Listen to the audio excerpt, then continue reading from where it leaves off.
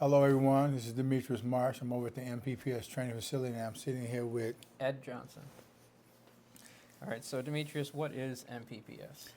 MPPS was created as a training facility to properly learn how to operate your gun. CPL or not, you can come in and start your training to understanding proper function of your gun, its proper usage, and how to properly aim, grip, sight alignment, all of those things. Just get the proper training. I just felt like it was so much and so many people out here with bad information that I tried to create an area and a place, safe training place, to give good information and proper training. Yeah, there's a lot of bad information out there. So if I'm brand new to guns, like never shot before, nervous, you're going to take me through like a basic pistol class. What do I expect out of a basic pistol class? Brand new, never handled a gun or know anything about it, is we're going to start you from the basic, and that's having you watch a video, understanding proper function of a gun, the reason. I try to find out why you even want to operate a gun. Sure. Why do you even feel you need a gun? And if something's off a little bit like that, I kind of stand off of it a little bit. But if you're in the right form and state of mind and your reasoning is good enough, then we can proceed with your basic training, which is safety, function, the type of gun you may need that you can handle, the caliber you can handle. So starting you with the basics, your basic things, you're understanding the safety rules and your functionality of the gun. It's a good point just to ask like why they want it, because if it's, for most people, self-defense the most common, but if they're like, hey, I just want to do competitive shooting, then you're probably not going to be like, here's the smallest guns to pick from. Be like, go with the bigger, heavier. Yeah, you'd be surprised some of the answers I've gotten, and some of them kind of, I just want a gun because I want to be out here. That's not what it's about. It's not that. And I don't teach. I just want to be out here with my gun, this, that, and that. So I try to be aware of who I'm teaching and their reason for behind what they want to learn. So I'm kind of a stickler for that. Yeah. So taking the basic pistol class, I'm interested in CPL class. What's the CPL class like? Like, what do I expect out of that? Expect to be here 8 hours. You're going to watch a DVD for about 45 minutes to an hour, teaching you everything from safety of your gun to protecting yourself and all the rules in between, situational awareness, the different levels of awareness, the different types of ammo, the different types of gun, the proper gun that you should have, all of those things. Then we go over the laws, we go over a test, oral or written, everything that was in the video. We go over all that, and we question you about it. We give you a test about it, and from that point, we go into the physical aspect of it, of teaching you how to properly hold a gun, sight alignment, sight picture, and why all that is important to your end results of making you a better shooter. How many rounds do they bring to the class and end up shooting? And at the bare minimum, at least 50, sometime 100, depending on the class. You're going to have to qualify hitting your target to receive your certificate at least 30 times. 30 times? Yeah. I think the state requires you to do a 30-round minimum of being able to hit your target. That actually, state of Michigan, the requirement is shoot the gun 30 times. There's no accuracy requirement, it's just shoot the gun 30 times. Okay. But your requirement might be a little bit higher standard. Yeah. So. I kind of want to. I try to keep them with somewhere between the 6 and 8 inch circumference of shooting to properly get them to understanding sight alignment and sight picture. Mm-hmm. I mean, you can pull the trigger 30 times and shoot it, and if that's what the state's required. But for me, if I can get you to stay within that zone, I'm not expecting you to do a competition shooting where you have all of your shots into a dime space. I want you to hit the spot of an 8-inch plate at least 10 times. 30 shots, if you can get that done, fine. Hitting the paper, wherever. But I try to get you to zone into at least a dinner plate, a paper plate. So like a heart-lung size target, not just a quarter-size bullseye. Right. We're not competition shooting. We just want to make sure you're on target. Right. And then we can scale you down to be a better shooter, pinpoint you if that's what you want to do. But at least hit the plate. Yeah. Yeah. How many of all the CPL holders in Michigan? How many of them are like, in your opinion, qualified to carry again? In my opinion, it's like 5% or less because of the amount of there's a lot of bad instructors, a lot of bad information. But what do you think? Yeah, I'm somewhere about around there. Going to ranges and talking to people and listening to them talk about their training they had, and it's like wow, and you're licensed. It's not, you don't become a professional by going to pick up a gun from your local store that sells gun and getting a box of ammo. Then all of a sudden you walk out, you got a John Wick suit on. That's not it. It's done through training, and again, that's a lot of bad information. I have a lot of bad instructors out here. It's just, hey, here you go shoot. Yeah. That's not what we're about here. We want to give you all the information we can give you to make you a better gun owner and responsible gun owner, and be a good shooter. I mean, realistically, like, how easy is it to become a, let's say, certified instructor? Like, at what's the NRA? Like three days of classes, 24 hours, or is it even that much? Or Yeah, I think my course lasted. Yeah, it was about 3 days.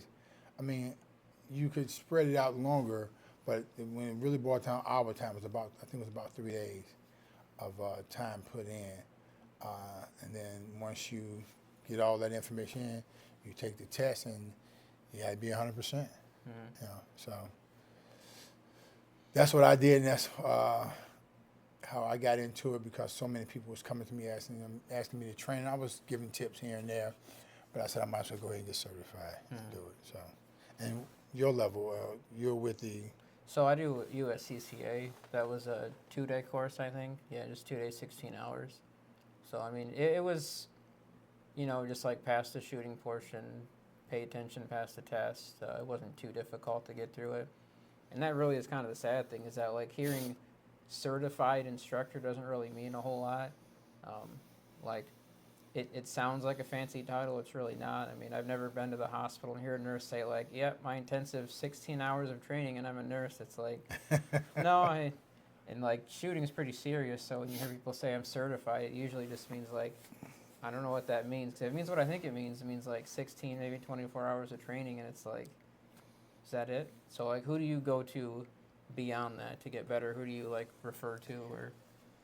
Even before I got my instructor's license, I always just looked up shooting videos, different instructors that can give me advice, and I took what they taught, fitted to what I wanted to do, and see if it worked for me. And countless of videos, doing training through videos, watching other instructors, and created my own style in the sense of what worked and what didn't work. Everything is not pinpoint going to work for everybody. You got to sift through all of this that's out here, all these instructors, and figure out, is what he's saying going to work for me, and practice it and see if it applies, and tweak it if that's what you have to. But the basis of it, all of it, is having that foundation of the fundamentals. Without that, I don't care what you put on top of it. It's like building a house in the middle of the air. It's going to fall. So, who did you go with? So, I mean, there is a lot of information on YouTube. I like referring to, I guess, what I would consider the sources, you could say, like Joel Park, Ben Steger, Matt Pranka. Those are like the top 3 that I go to, all Grandmaster USPSA shooters. That's who I commonly refer to for learning. So, Cool. So, after they've done basic pistol, or maybe they didn't need basic pistol, they've done CPL, what after that? You have like additional training, one-on-one, or what else do you offer? Yeah, we offer one-on-one classes. My classes here that I do, when I say one-on-one, is a group of classes, no more than 6 people, because I don't want so many people that are not getting the information. Now, if you want a private training one-on-one, we can do that also. But my class of people are no more than 6 people to a classroom when it comes to your basic handgun training. And that starts out, again, with the basics, with your proper grip, sight alignment, and sight picture, understanding that. Then we build up from there. We go from that point to function of your guns, your mag release and reloads and things of that nature. Okay. I try to do the same with like group classes, basic pistol or CPL. I try to keep it like 8 or less. If I'm using a different range, maybe that number is smaller for class sizes. So same thing. I mean, it's easier to answer Yeah. 8 hands raising up instead of 10, 15, 20. So Right. And it makes it, for me, it makes it more personal to interact with everybody that's in the class. Like say 6 people for me, you have a classroom that's larger than that. It's really hard to get information out and give it and receive the information and what everybody's thinking about and the questions they're asking. It's just, it gets to be a lot and it kind of goes overboard. So I keep it down to at least 6. it's easier to get that individual needs from Yeah. people, and then the class is more calm too. So like they're more willing to open up and talk about things. Whereas if there's 20 people, they like Right. don't even want to raise their hand and say their name, let alone like here's why I want a gun or have a Right. question. I don't understand that. Correct. Yeah. Right. And we use different props in our classes.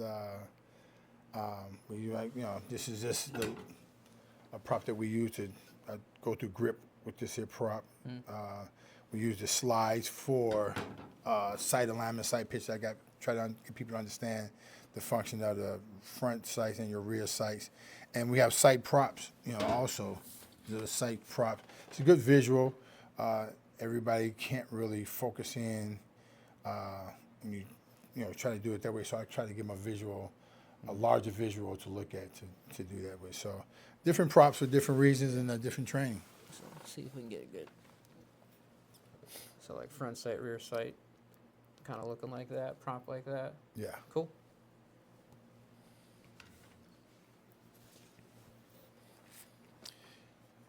All right. What else you got for me? Well, we also offer realistic situational training. It's great to go to the range to qualify to get your picture sight in and your understanding your front and rear sights. It's another thing to have to be able to function in a live type atmosphere so you know what you're doing. We offer those type of training. It's called shoot, don't shoot scenarios. We have a simulator we use, which is a visual of a screen of different types of training that we can put you through. And I use those to get a better understanding of my student. That's a laser simulator, is it? Yes, it is. Okay. And it gives me information that I need to give them information back to make the corrections I need to make with them. And I try to make my clients and my students relax with.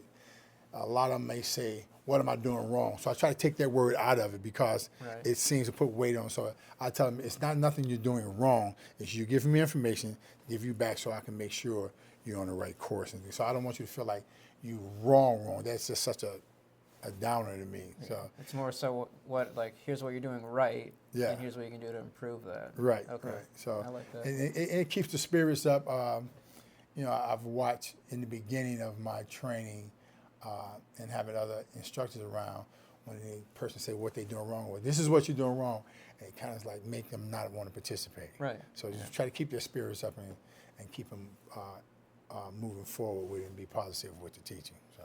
Yeah. And then with the shoot house, we offer that realistic training. So you can go in and just shoot the targets that we set up through movement of the shoot house, or you can have another instructor back there with you. It'll always be an instructor with you, but you can have a live person back there with you that can put you through a stress type environment to see how you function, and then we build from that. So we offer that type of thing. So that's like the next best thing you can do outside of being into a live gunfight. At least you're protected. We have simunition we use. We give you gear to protect yourself, to make sure you're not getting hurt or anything, and we continue with the training. So. I like those courses too because it shows you. I mean, to me, it's like here's how much I don't know. 'Cause you start freaking out and realize like, oh, I can't draw that gun as fast as I thought I could, and I can't pull the trigger as fast as I thought I could. So, I mean, it's useful for that reason too. Yeah. I've actually had a student running a course, and he just knew he was John Wick, Yeah. And I told him, I said, I'm gonna be walking through, and I'm gonna attack you. You might not know where I'm coming from, but once you see me, draw your weapon and take care of it. Oh my goodness. He was all over the place. He couldn't get the weapon out as fast as he thought he could. He was jammed up on his clothes because he was concealed carrying, and that just taught him a lesson. They told me you're not where you think you're at. You know, we have security guards come in and do training. We have bodyguard guys that come down that think they're on point. We had one guy came down and he was a bodyguard and protecting someone, and we went in to attack him, and everything went left. So again, it gives you those points out, those weak points that you think you're strong at.